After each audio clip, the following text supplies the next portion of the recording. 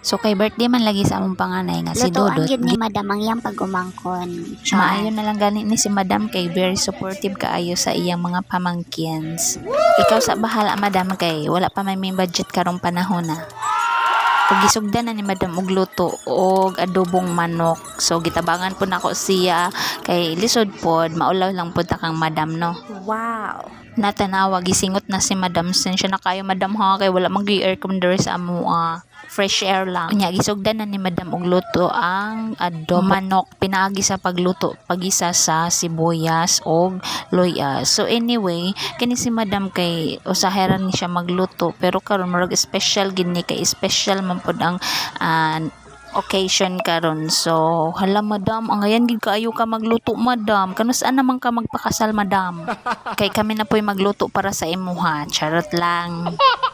So karon gilunod na ni madam ang mga manok para sa adobong manok. O pasensya na kayo madam kay gamay ra gid kayo ang among kusina dam no. Dili pareha sa inyo habang nga dako og taas ang atong lutuan. Char. So karon gihalo-halo na ni madam ang manok. Actually gimingaw gid pug ko sa kusina ni madam no nga nice kaayo. Wow. So karon giingnan man ko ni madam nga ikaw na lang ang magluto sa pansit lang. So sige go. Actually ako kung magluto ko kanang nindot ang akong feeling para lami pod ang resulta sa akong giluto. So karon kay not feeling well man ko so murag ambot unsay resulta aning akong pagluto guys. So una nagisa nako og bawang og sibuyas ug karon gibutang na nako ang atong sahog nga karne para lami-lami pod ang atong pansit nga naisahog no. So mao ni ang adobo ni madam murag lami-lami gid to siya dam no. So gibutang na nako ang carrots para sa atong pansit og gihalo-halo nako siya. Gibutangan og 3 ka baso nga tubig og gibutang og magic sarap, asin bitsin og paminta nga durog. So gibutang na pud nako ang pansit, hinay-hinay og halo kay medyo daghan-daghan man eh. So karon gibutang na pud nako ang repolyo, hinay-hinay lang gid tag halo-halo ani guys. So mao ning adobo ni madam murag lamian ginadam ba. So karon naghalo-halo na ta, si madam ang gakapot sa atong cellphone kay para sa atong vlog ever. Mao gid ni ganahan ako kang madam kay very supportive kaayo sa atong mga vlogging ever no.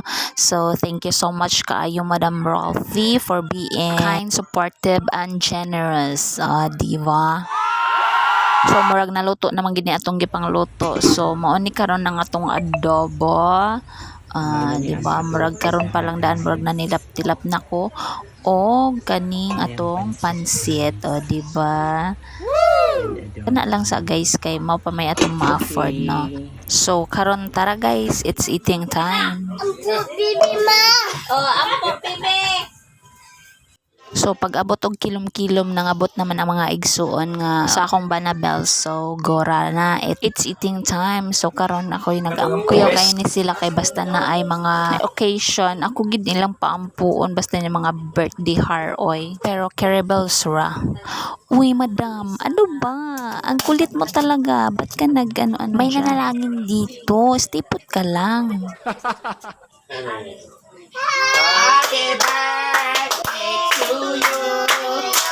Happy birthday to you. Happy birthday, happy birthday, happy birthday.